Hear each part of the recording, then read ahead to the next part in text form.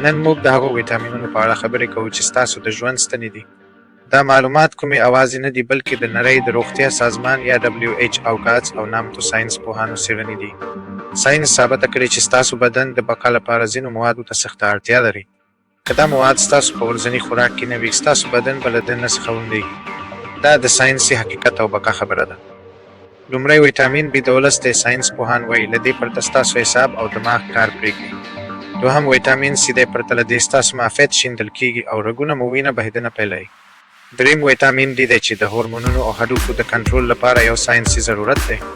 او څلورم ویټامین A دی چې ستاسو د حجرو د ساتنې مسل دی. دا حیاتي مواد په ځګر سره غوښه، هګیو او تازه سبزیجاتو کې په زیاته کچه موندل کېږي. تغذیه پوهان ټینګار کوي چې ستاسو بدن دا مواد پخپله نشي جوړولی. تاسو باید دا مواد هره ورځ خپل بدن ته ورسوئ، که نه نو خپل ژوند په خطر کې اچوئ. خپله تغذیه جدي ونیسئ او په خپلو لاسونو خپل ژوند مه خرابوئ. دا معلومات د خپلو دوستانو سره شریک کړئ تر څو هغوی هم په ساینسي حقایقو پوه شي. زموږ چینل سبسکرایب کړئ تر څو باوري او علمي معلومات ترلاسه کړئ.